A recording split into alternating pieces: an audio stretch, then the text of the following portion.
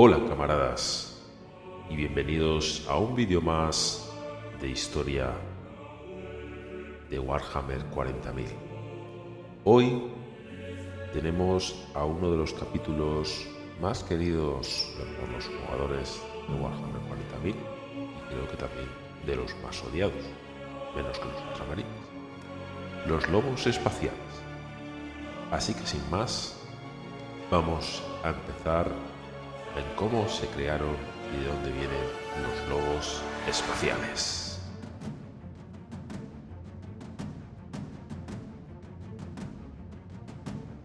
Los impíos resisten ante nosotros y no nos temen. Su valentía es fruto de la ignorancia, de que no nos conocen. Somos los guerreros de Fenris, forjados por el hielo, el fuego y templados por la batalla. ¡Vivimos para la guerra! Seguidme, hermanos míos. Vamos a enseñar a esos estúpidos necios de qué estamos hechos. Vamos a enseñarles lo que es el miedo.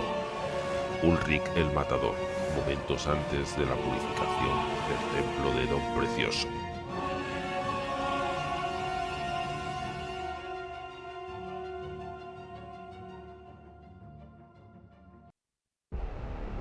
Cada capítulo de Marines Espaciales refleja la naturaleza del mundo en que fue creado y el carácter de su fundador. Los lobos espaciales son el reflejo del mundo de Fenris y de la personalidad de su primarca, Leman Russ. El frío y letal mundo de Fenris es una escuela de supervivencia y de batallas constantes para sus habitantes. Los marines espaciales, o lobos espaciales como prefieren llamarse entre ellos, son elegidos de entre los mejores guerreros de una raza de guerreros, de entre los supervivientes más capaces de un pueblo, para el que cada día significa una lucha para seguir con vida. Son cazadores y exploradores incansables, además de guerreros que no conocen el miedo. Para ellos morir en la batalla es la más noble de las victorias. Aprenden desde muy jóvenes que la lealtad hacia su clan y su líder es la más alta de las virtudes, y extienden este sentimiento a todo el capítulo. Desde que el Imperio nació como tal, los lobos espaciales han luchado con uñas y dientes por la causa del Emperador. Su nombre y sus acciones son conocidas de punta a punta de la galaxia y son uno de los capítulos más famosos de la Adeptus Astartes.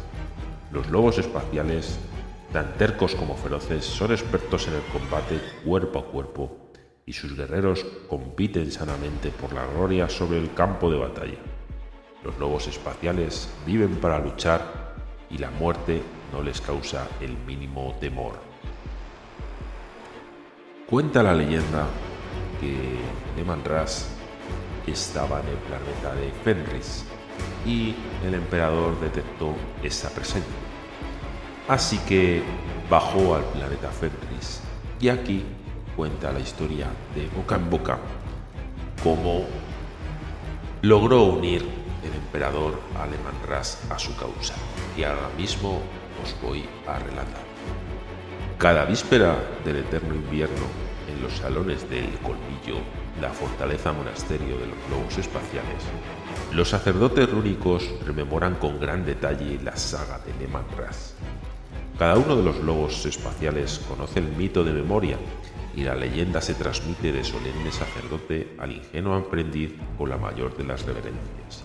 De este modo, la saga de Leman Russ ha sobrevivido hasta nuestros días. Debido a su tradición oral, la leyenda que se explica a continuación jamás ha sido escrita de ninguna forma por los lobos espaciales. No obstante, la introducción clandestina de un boco registrador en el festín del peregrino por parte del inquisidor Chaflon, invitado a la mesa de Corman, lengua de lobo, ha proporcionado a los eruditos imperiales la siguiente transcripción. Así he aquí que Russ se alzó como rey de todo Fenris. Su juicio era tan fuerte como el brazo de la espada y su autoridad era indiscutible. Ningún hombre ni ninguna bestia podía igualar al rey lobo. Ninguna tribu podía resistir a sus ejércitos. En el reino de Russ había una tregua entre el hombre y el lobo. Su corte era tan atendida por los más feroces señores de la guerra y las más hermosas doncellas. Las gestas sobre sus poderosas conquistas se propagaron como el fuego en un bosque y los ojos de la tierra no tardaron en fijarse en sus proezas. Tal era la fama de Ras y tan grandes sus hazañas que el sagrado emperador de la tierra puso rumbo a Fenris para encontrarse con el rey lobo. En lo más profundo de su alma sabía que tan poderoso guerrero tenía que ser uno de sus hijos verdaderos. También sabía que Ras no se doblegaría a su mando sin ser derrotado en combate. El emperador estaba seguro de su propio poder y sabía que ese desafío no supondría ningún esfuerzo para él, pues ¿quién podría competir con un dios viviente? ¿Quién podría mantenerse firme ante la presencia del rey de la humanidad?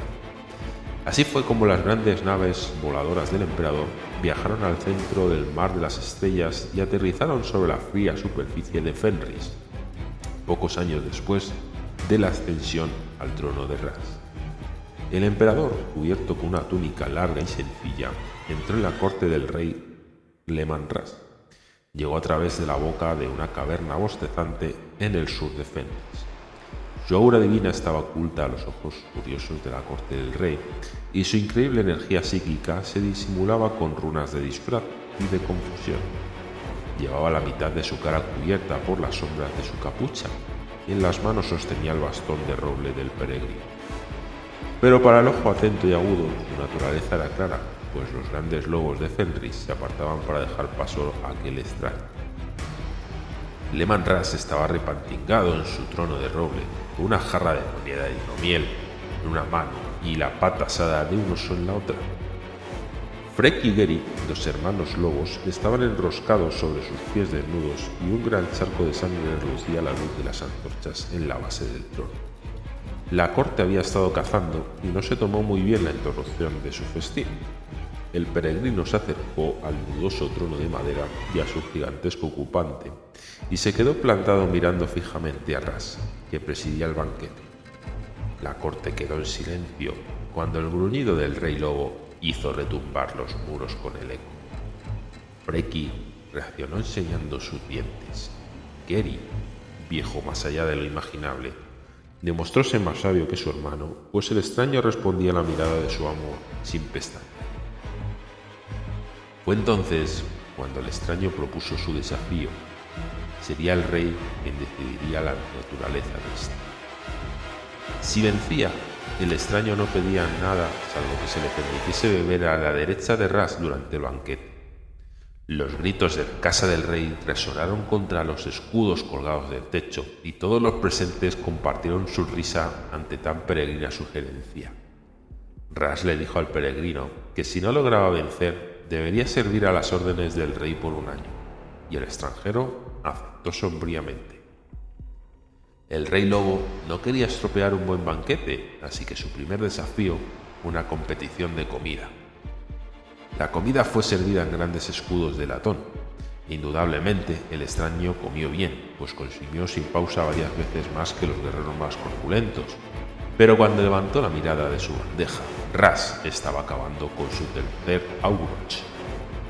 Los enormes huesos rojos estaban apilados a su alrededor y no se podía ver ningún grumo de carne. Con un atronador eructo, Ras sonrió al peregrino. Sus colmillos relucían rojos a la luz de las antorchas. El extraño bajó la mirada. Pero el rey disfrutaba con aquel deporte. Se percató de que el viajero de la capucha marrón tenía el espíritu de un fenrisiano, así que desafió al visitante a una competición de bebida.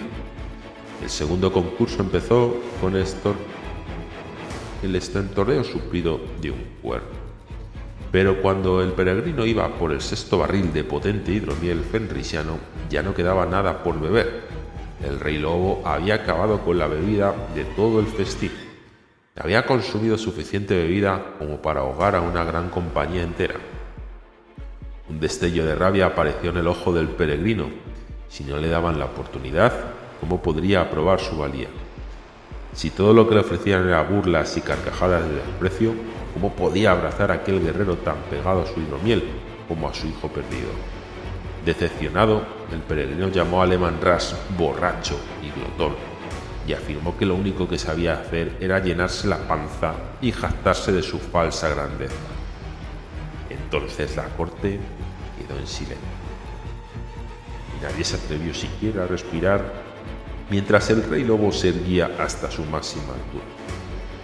La carcasa ensangrentada de su comida cayó crujiendo a sus pies, y Ras desenvainó su espadón y subió a la mesa de ceremonias mientras un gruñido le subía por la garganta.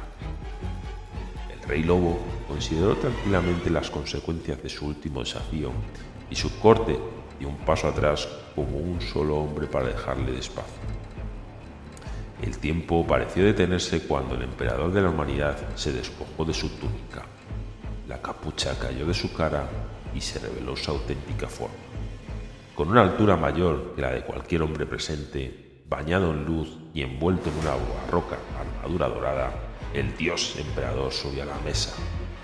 Su espada resplandeció al sacarla de su vaina incrustada de gemas, con un ruido que hizo estremecer los muros de la habitación. El rey lobo saltó y empezó la batalla entre las dos titánicas figuras. El emperador luchó con gracia y precisión. Cada uno de sus actos era veloz como fuego líquido y era imposible seguir el movimiento de su espada con la vista.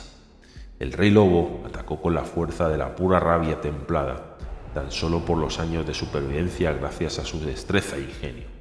La lustrosa armadura de oro bruñido del emperador reflejaba las danzas de las llamas de las antorchas y los ojos de un millar de espectadores. La piel del rey lobo brillaba por el sudor y la sangre, y su melena flotaba a su alrededor mientras rugía y aullaba. La velocidad y pasión del ataque de Ras, una perfecta fusión de coraje marcial y una concentración absolutamente total, convencieron al emperador de que sin duda se hallaba ante uno de sus hijos perdidos. Lanzando un gancho con su puño de combate dorado a tal velocidad que se le desdibujó el brazo, el emperador golpeó a Leman Ras en toda la cara. Según explican las notas a la transcripción, llegado a este punto de la grabación, todos los presentes gritaron grandes vítores. Es buena prueba de la fortaleza de nuestro señor Ras, que apenas una hora después ya podía pensar con claridad. Ras se había recuperado rápidamente de un golpe que hubiera destruido a cualquier mortal, y dio pocas muestras de sentir el dolor de cabeza, aunque el hecho de haber ingerido increíbles cantidades de hidromiel fenrisiano pudo haber influido en eso. Mas no importa. El caso es que, con una sonrisa ensangrentada que mostraba sus colmillos rotos, juró fidelidad al emperador de la humanidad.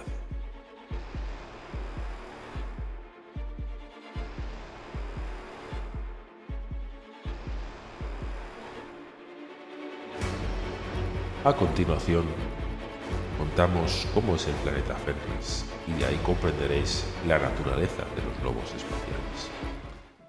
Los lobos espaciales son oriundos del planeta Fenris, un mundo de hielo y fuego que se encuentra con la frontera del imperio más próxima al Ojo del Terror, el lugar del que llegan los piratas y los seguidores de los falsos dioses del caos. La mayor parte de la superficie del planeta está cubierta de agua y su reducida masa terrestre está compuesta por pequeñas islas dispersas por su vasto mar, a gran distancia unas de las otras. El único continente de tamaño considerable es Asanheim, en el Polo Norte. El clima de Fenris es extremo y letal, por ello cualquier forma de vida que sobreviva allí tiene que ser resistente por fuerza. El planeta describe una órbita elíptica alrededor del pálido Sol. El gran año en el periodo que tarda Fenris en dar una vuelta al Sol, periodo que dura aproximadamente 2 años terrestres. Durante gran parte de este largo año el planeta está sumido en un frío glacial, y cuando alcanza el punto más distante respecto al Sol, todos sus mares están cubiertos por una gruesa capa de hielo. Cuando el planeta se acerca al Sol, el ojo del lobo, como lo conocen sus habitantes, este se alza en el cielo y llega a un breve verano. El aire abrasa mientras grandes placas tectónicas chocan entre sí. Las humeantes emergen del mar con ríos de lava bajando por sus laderas. Los volcanes entran en erupción y hierven los océanos. Potentes ondas sísmicas azotan las costas y las tierras se hunden tan deprisa como se levantaron. A veces cadenas montañosas enteras entran en erupción, cubriendo el sol con negros rubarores de ceniza y creando unas condiciones similares a las de un invierno nuclear. Otras veces, cuando el sol calienta más, el calor queda atrapado por la capa de cenizas, produciendo un efecto invernadero. Cuando los continentes se parten en dos y las nuevas tierras emergen en los mares, poblaciones enteras se embarcan en sus naves para asentarse en las islas recién formadas o para escapar de la desolación que queda donde antes se encontraban sus fértiles tierras natales.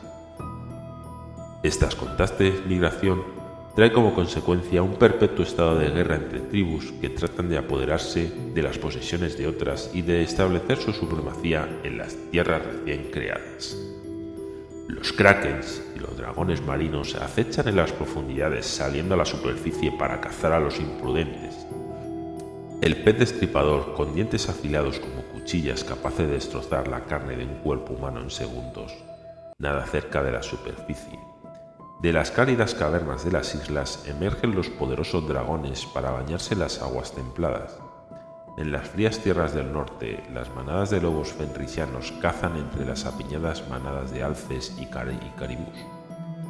Este mundo letal produce hombres mortíferos. Aquí solo sobrevive el fuerte y el débil perece muy rápidamente. Nacidos en un mundo tan duro, hay pocos lugares de la galaxia que puedan levantar algún temor entre los lobos espaciales. Fenris es uno de los mundos más letales del Imperio. Su clima es terrible. Los inviernos son fríos y helados y durante sus cortos veranos hace un calor casi insoportable. No obstante, una vez cada pocos años llega la estación conocida como el invierno infernal. El planeta efectúa una órbita muy alejada del Sol y la temperatura desciende bajo cero durante varios años estándares seguidos. Al mismo tiempo, el planeta atraviesa un cinturón de meteoritos que bombardea su superficie cual lluvia de misiles. Los silbidos de los meteoritos atravesando la atmósfera resuenan en los cielos nocturnos y los impactos hacen que la Tierra tiemble como una bestia asustada. Durante este periodo, las tribus de Fenris suben a sus barcos y buscan la seguridad de los mares helados. Cargan todas sus posesiones de las embarcaciones y navegan entre icebergs y buscan un puerto seguro. Algunos construyen sus casas en la superficie de estas islas de hielo flotante. Otros se ahogan bajo las poderosas olas provocadas por el impacto de los meteoritos. Muchos más mueren a causa de los ataques de las ballenas de los hielos y de los krakens. Los krakens son las criaturas más terroríficas de las profundidades. Solo salen a la superficie durante el invierno infernal. Por suerte, ya que un kraken adulto puede llegar a medir 8 kilómetros de largo y poseer unos tentáculos de 32 kilómetros. Normalmente solo habitan en las profundidades de las cimas oceánicas, pero el constante impacto de los meteoritos les molesta y les obliga a subir a superficie. Algunos especulan con la posibilidad de que los kraken sean los restos de una bioarma tiránida que se quedó allí tras la invasión de la flota enjambre kraken, de ahí el nombre. Otros dicen que roen las raíces de los continentes y que algún día devorarán la tierra entera. Una de las leyendas más antiguas sobre Leman-Ras explica cómo fue de pesca un día y capturó al padre de los krakens, el monstruo legendario cuyos tentáculos sostienen el mundo y pueden abrazar continentes enteros. Se dice que Ras sacó al monstruo del mar agarrándolo por los tentáculos y cuando sus compañeros se estremecieron de terror, Ras dijo que era demasiado pequeño y lo devolvió al agua, argumentando que ya volvería cuando el chiquitín hubiese crecido del todo. Los eruditos imperiales creen que esta historia no es más que una leyenda. Pese a que albergaría parte de verdad, Ras podría haber topado con un kraken y haber acabado con él. Es algo que no queda fuera de las posibilidades del poder de un primarca como él. Sin duda, este kraken sería el origen del llamado huevo del kraken, una enorme pieza de carne correosa de más de 15 metros que se guarda en la sala de trofeos del colmillo. A continuación, os contaré cómo se realiza la creación de un nuevo lobo espacial, un rito aterrador y muy exigente. Los lobos espaciales son elegidos entre los jóvenes más nobles y valientes de Fenris. Durante las constantes guerras tribales por el control de la Tierra, a cada joven se le da la oportunidad de luchar y morir siguiendo a sus dioses guerreros. El emperador y Leman-Ras. Los marines espaciales elegidos deben ser jóvenes para poder sobrevivir al difícil trance que supone la transformación del humano normal a superhombre. Sin proponérselo, las tribus ayudan a este proceso dividiendo a todos sus jóvenes guerreros en manadas de hermanos de manada. Estos guerreros siempre van a la vanguardia de la batalla, felices de ganarse el honor y el respeto de sus mayores. No obstante, también los guía otra motivación más poderosa, la certeza de que mientras son hermanos de manada, los ojos de los dioses están clavados en ellos y pueden ser elegidos como hijos de Ras. En Fenris, unos extraños observan las tierras de los hombres. Son una visión inquietante, guerreros corpulentos y enormes de ojos ardientes envueltos en pieles de lobo. En los salones comunes se cuentan historias junto al fuego sobre los misteriosos extraños que llegan en lo más crudo del invierno y desafían a los guerreros más fuertes y bravucones a pruebas de fuerza y a competiciones de resistencia a la bebida. Esos extraños siempre derrotan a los guerreros más fuertes y beben más que los bebedores más resistentes. Escogen a los que creen mejores y se los llevan a la oscuridad, para no volver a ser vistos nunca más por sus amigos y familiares. Nadie puede hacerlos desistir de este propósito, ni mediante los llantos y las súplicas, ni mediante la fuerza de las armas. Pocos se atreverían siquiera a intentarlo. Estos mismos extraños misteriosos pueden ser vistos a menudo de pie sobre puntos elevados de un campo de batalla, observando la lucha que se desarrolla a sus pies. A veces, cuando las naves de una tribu atracan en la costa para guerrear contra otra tribu y saquear a su poblado, se quedan de pie en medio de la batalla, observando. Pobre de aquel que sea lo bastante estúpido como para intentar golpearlos. A veces descienden al campo de batalla cuando ya está terminado y erigen al luchador más valiente de entre todos los hermanos de manada. A menudo los elegidos se encuentran a un paso de la muerte, pero esto a los extraños no les importa siempre y cuando sus heridas sean superficiales. Se llevan a los jóvenes sin que nadie se los impida. Algunos dicen que desaparecen cuando les cae un rayo encima, mientras que otros cuentan que una gran nave voladora desciende para recogerlos. Lo único seguro es que los guerreros se han unido a los dioses. En determinadas ocasiones, cuando un hermano de manada realiza un acto de gran valor, como apornear a una ballena blanca o matar a un dragón, los extraños aparecen como atraídos por el rumor de esta muestra de coraje. Hablan con el joven para estimar su valía y si cumple sus expectativas, también desaparecerá con rapidez. Estos misteriosos visitantes no son otros que los sacerdotes lobo de los lobos espaciales, los buscadores de valientes. Los jóvenes a los que escogen serán sometidos a varias pruebas para decidir si pueden convertirse en lobos espaciales. Se los conoce como aspirantes. Si tienen éxito, les implantará la simiente genética de Aleman Ras. Y todo ello comienza después de haber recogido a estos guerreros con el interrogatorio.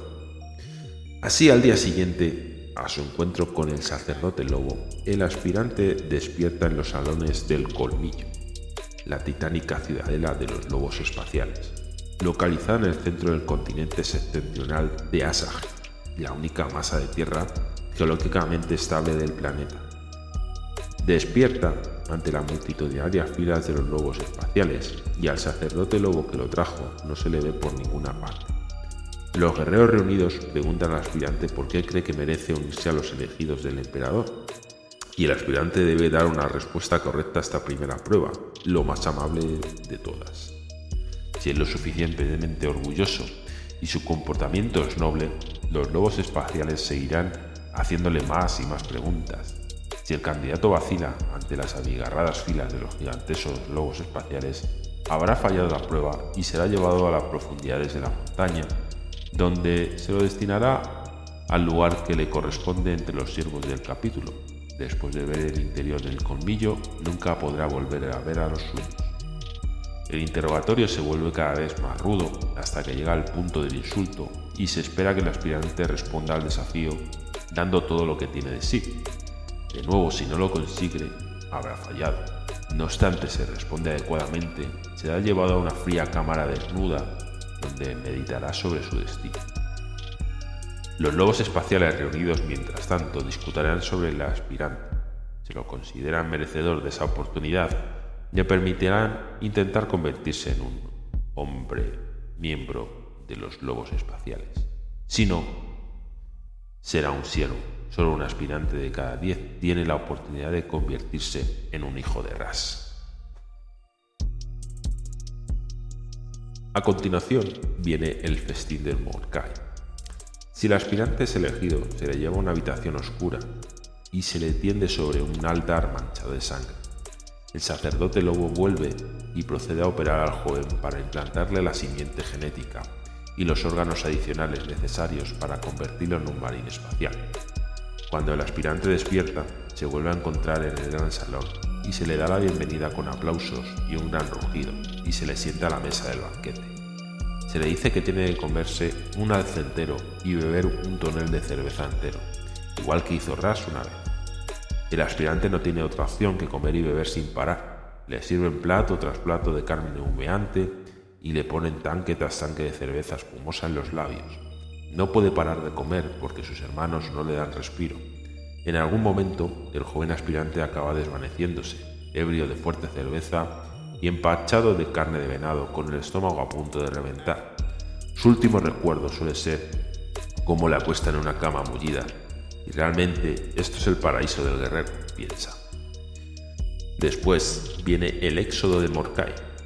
Cuando el aspirante despierta, está helándose de frío. Se encuentra desnudo en la nieve y no tiene nada más que un cuchillo de hierro meteórico en la mano. Tiene fiebre y está extenuado. La sangre se le agolpa la cabeza y le duelen todos los músculos. Las encías le sangran y le arde la boca. Cerca de él se encuentra el sacerdote lobo que lo eligió, que le explica que la auténtica prueba empieza ahora.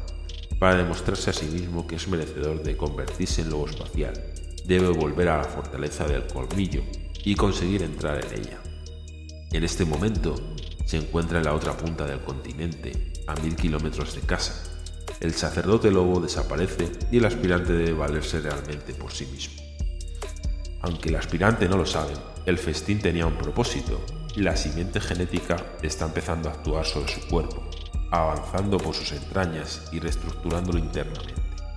La masa muscular aumenta, los huesos empiezan a soldarse y la estructura interna de su cerebro empieza a alterarse para proporcionarle unos reflejos y una percepción muy mejorados. Emergen de sus encías unos incipientes colmillos. El venado proporciona las proteínas en bruto necesarias para este proceso y la cerveza sagrada contenía los elementos químicos necesarios para alimentar el cambio. El aspirante no sabe nada de todo esto, simplemente se retuerce de dolor mientras su cuerpo se estira y se contrae. Su mente se llena de visiones y su cordura se evapora. Se convierte en una especie de lobo salvaje, enloquecido por el hambre y el dolor. Este es el peor momento de todos, ya que necesita más y más alimento para compensar el crecimiento. Si falla en su empeño por encontrarlo, será fatal, pues su cuerpo empezará a autocanibalizarse. Estos primeros días son los más críticos. El aspirante necesita alimentarse con frecuencia. Normalmente se le deja cerca de una fuente de comida como una manada de alces. En un estado de irracionalidad prácticamente total, debe cazarlos, comer su carne cruda y beber su sangre. Algunos aspirantes incapaces de hacer frente al desafío perecen. Algunos, debido a algún defecto de su cuerpo o de la simiente genética, nunca pasan de ese estadio y se convierten en criaturas irracionales con un comportamiento animal. Siguen creciendo, hambrientos de carne, convirtiéndose algunos en Wulfen, los monstruos más temidos de Fenris. Otros solo superan esa fase en parte y cuando son mayores revierten al estadio de Wulfen en momentos de crisis. Así se produce el regreso. Si el aspirante sobrevive a los primeros días, recupera lentamente su cordura y su inteligencia. Mira al mundo de nuevo con otros ojos, ya que lo encuentra cambiado. Sus sentidos son más agudos. Puede ver a 15 kilómetros, oír el crujido de una rama a 200 metros, oler los rastros alimezclados de los ciervos y los lobos. Se da cuenta de que su fuerza ha superado lo inimaginable para un mortal, puesto que es capaz de trepar a los árboles y de correr durante varios días seguidos sin cansarse. Es prácticamente inmune al mordiente frío. Por fortuna, recuerda quién es y cómo ha llegado hasta allí. Por fortuna, ya que necesitará toda la inteligencia de un humano. además de los poderes sobrehumanos de un marine espacial para cubrir la distancia que lo separa del colmillo. La Tierra está plagada de peligros y de bestias salvajes. El tiempo es terriblemente hostil y la amenaza de avalanchas y aludes es constante. Los alces de Fenris son bestias enormes que miden casi 3,5 metros de altura, con puntiagudos cuernos de 3 metros de envergadura. Puede pisotear a un cazador con la misma facilidad con la que uno de sus cuernos puede empalar a un hombre. También hay enormes osos blancos, brutales máquinas de destrucción de 6 metros de altura que pesan varias toneladas. Las criaturas más temidas, no obstante, son las manadas de lobos de Fenris, uno de los depredadores más brutales de toda la galaxia conocida. El más pequeño de estos lobos tiene el tamaño de un potro, mientras que los más viejos pueden alcanzar el tamaño de un vehículo de transporte de tropas como el Rhino. Son asombrosamente inteligentes y su voracidad no conoce límites. Sus tácticas de manada los convierten en los cazadores más eficaces sobre la superficie del planeta. Trabajando continuamente, pueden aislar y cazar a las presas más grandes. Son estos lobos los que hacen que Asanheim sea prácticamente inhabitable, y los cuentos sobre esas bestias aullantes de ojos rojos se utilizan para callar a los niños revoltosos en las islas.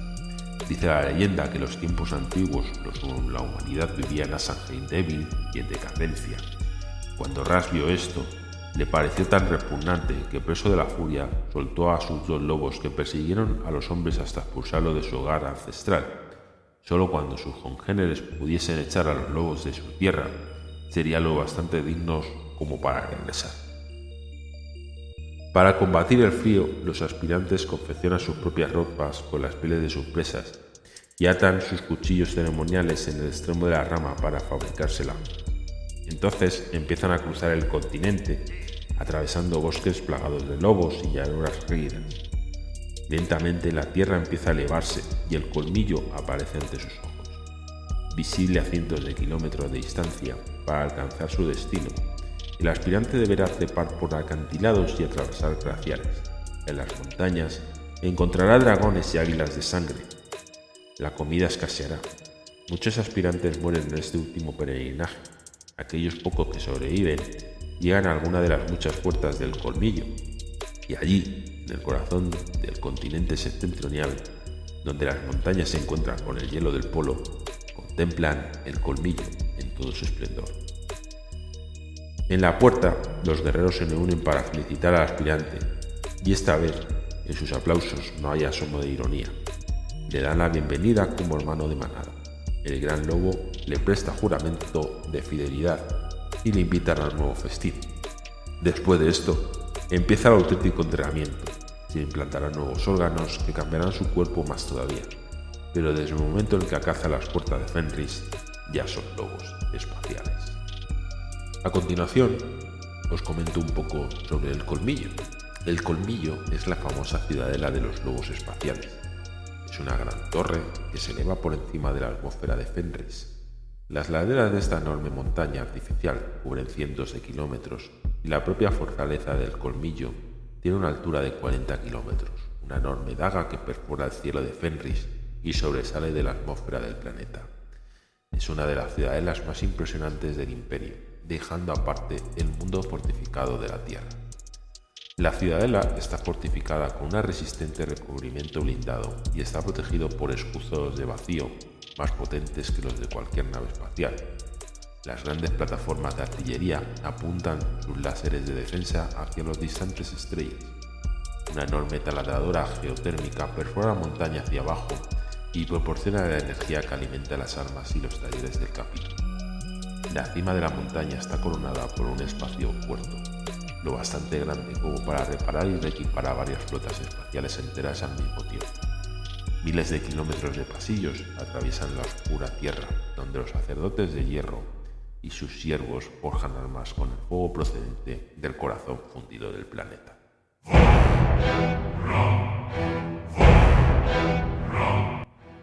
¿Y cómo se organiza el capítulo de los lobos espaciales? Ellos se organizan de una manera muy distinta a la mayoría de los capítulos de marines espaciales. El capítulo tiene su origen en la primera fundación y su estructura debe más a la personalidad de Leman Russ que al propio Codes Astartes.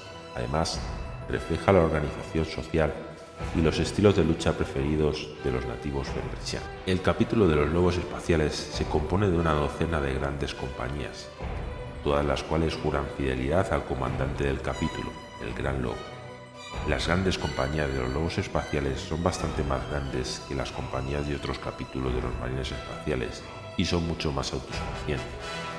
En la mayoría de casos, cada gran compañía es un ejército individual, por derecho propio, y resulta muy extraño que un miembro de una de las gran compañías sea puesto bajo el mando de los líderes de otra. Todos los lobos espaciales son bastante temperamentales, y en el pasado esto ha provocado incluso situaciones en las que un señor lobo ha roto su juramento de fidelidad hacia el gran lobo y ha actuado por su propia cuenta. Cada gran compañía tiene su propia guarida en el interior del colmillo y sus propias armas y naves espaciales. Cada compañía está liderada por un señor lobo y su círculo de consejeros, y se conoce normalmente el nombre del señor lobo que la dirige, y a menudo se distingue del resto por las runas inscritas sobre sus armaduras, que forman su nombre en el idioma fenrisiano. Cada señor lobo elige como tótem uno de sus legendarios lobos de Fenris, que según cuentan fueron domesticados por Leman-Ras. El tótem del señor lobo se convierte en el emblema de su gran compañía y se representará en la armadura de sus guerreros. Cuando un señor lobo muere, su sucesor elige un nuevo emblema para la compañía. Esto significa que el nombre y el emblema de cada gran compañía cambian constantemente, lo que produce una gran confusión entre los súbditos imperiales. Por ejemplo, la gran compañía de Ragnar recibe su nombre de su señor lobo Ragnar Blackmane, que eligió como tótem al lobo Blackmane, el que aúlla en la noche. Antes esa gran compañía era conocida como la Gran Compañía de Varek, por su señor lobo Varek Puño Relámpago, que eligió como emblema el lobo atronador, que se dice que todavía hoy huye de Ras dando vueltas alrededor de Fenris, y que es el lobo que causa el trueno con cada pisada de sus garras y el rayo con el cerrar de sus dientes. Así pues, entre las insignias tenemos las insignias del lobo solar, del cazador veterano, el aliento de fuego, el corredor nocturno, el lobo marino, el lobo de fuego, el gran devorador, el lobo de la luna roja, el espíritu de lobo, el lobo de hierro, el gran lobo gris, el lobo de dos cabezas, el lobo atronador, o uno de los grandes lobos más feroces, que es el lobo blanco. Y así pues, camaradas, entramos en varias curiosidades dentro del capítulo. Y una es la relación entre el león y el lobo, que viene siendo pues entre los ángeles oscuros y los lobos espaciales. Así la relación entre los múltiples capítulos de Marines no siempre ha sido cordial y hay antiguas rivalidades. Los lobos espaciales sostienen que fue Lionel Johnson, primate de los ángeles oscuros, quien inició el conflicto con ellos. Supuestamente los lobos espaciales y los ángeles oscuros estaban luchando juntos cuando de repente y sin orden previa, Lionel Johnson rompió filas y condujo a los ángeles oscuros al ataque. Los lobos espaciales se encontraron con el flanco al descubierto y muchos guerreros murieron cuando el enemigo contraatacó. Para Leman-Ras lo más mortificante fue que comprobar cómo los ángeles oscuros lo barrían todo a su paso y vencían la batalla con facilidad. Después del conflicto, Ras corrió tras Lionel Johnson y se enfrentó al líder de los ángeles oscuros. Tras una larga y ajustada lucha, los dos primarcas cayeron al suelo exhaustos, jurando cada uno que se vengaría del otro. Así empezó el largo y amargo conflicto entre los dos primarcas, conflicto que en realidad nunca terminó y que en la actualidad todavía sigue activo. Aunque ambos capítulos han combatido juntos en más de una ocasión desde entonces y han ganado muchas batallas, sus leales mutuas poco han podido hacer para señalar su enemistad. Más de una vez han luchado entre ellos y han sufrido cruelmente como consecuencia. Ninguno de ellos está preparado todavía para romper los juramentos de venganza y que sus progenitores hicieran hace mucho. Y terminando la historia del capítulo, llegamos a una de las partes más complicadas del capítulo de los lobos espaciales, y es esa desaparición de Ras. Así que Esto, una vez cada 1000 años, el antiguo Dreadnought Bjorgarra implacable es despertado de su letargo sin sueño. Reúne a todos los sacerdotes rúnicos del capítulo en torno a él y les recita de nuevo las antiguas sagas y pone a prueba sus recuerdos acerca de sus ancestros. Así pues, cuenta que en el festín de la ascensión del emperador se desarrollaba como siempre. Miles de los hijos del emperador se habían reunido para celebrar su victoria final sobre el gran maligno, en este caso Horus. Las antorchas que cubrían las paredes eran como estrellas en el cielo nocturno, y nuestros espíritus se elevan hacia las cúpulas. Los salones resonaban con las canciones y las risas. En el lugar de honor de la mesa, rodeado por sus amigos más íntimos, se sentaba el rey lobo en persona, Leman Ras.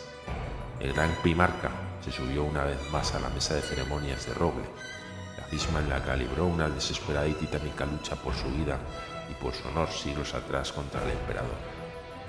Una a una, las voces estridentes se apagaron. Los parlamentos de Ras eran legendarios. Los segundos pasaron, luego los minutos. El gran salón estaba silencioso como una tumba. Todas las miradas estaban clavadas en Ras. Pero el primarca no mediaba palabra y su cuerpo estaba como congelado. Y los que estábamos más cerca de él pudimos ver cómo tenía fijos sus grandes ojos amarillos, con un puño vacío, y cómo sus músculos de hierro estaban tensados como un espasmo. Lentamente se levantó en un murmullo en el anfiteatro natural del salón, mientras sus guerreros se preguntaban qué podía estar sucediendo en el nombre de Kraken.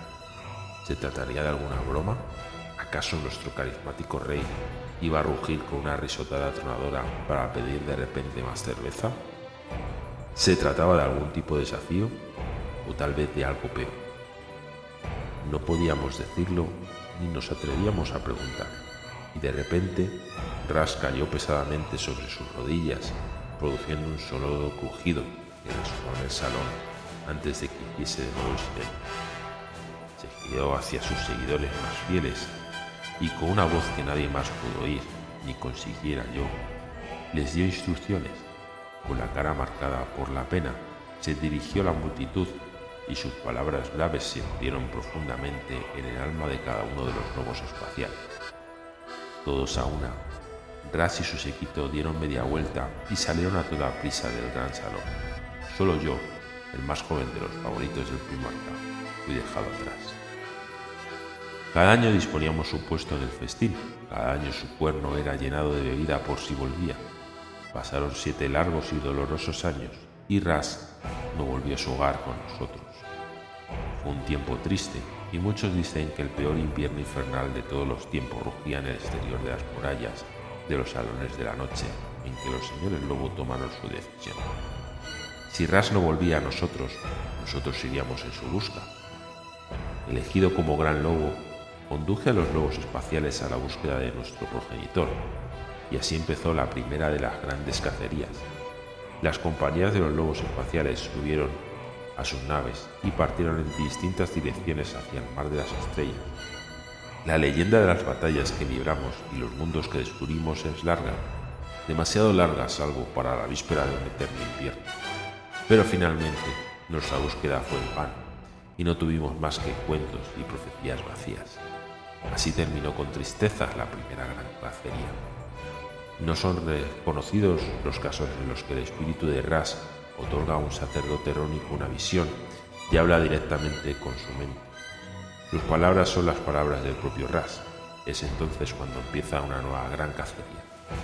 Aunque nunca hemos tenido éxito en nuestro objetivo final, hemos cosechado nuestras victorias y hemos realizado muchas grandes tareas en nombre de Ras. Y al acabar, siempre quedamos con el confort de sus últimas palabras. Al final, volverá con nosotros, en la batalla final, en la hora del lobo.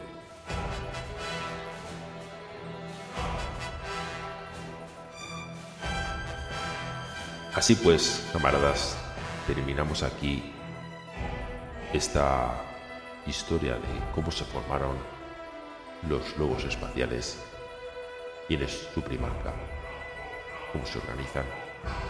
Espero que os haya gustado y si queréis alguna cosita más o tenéis alguna pregunta sobre ellos, podéis dejarlo en comentarios. Volveremos con otro próximo relato en un tiempo. Así que pasadlo muy bien y volveremos, camaradas. Hasta pronto.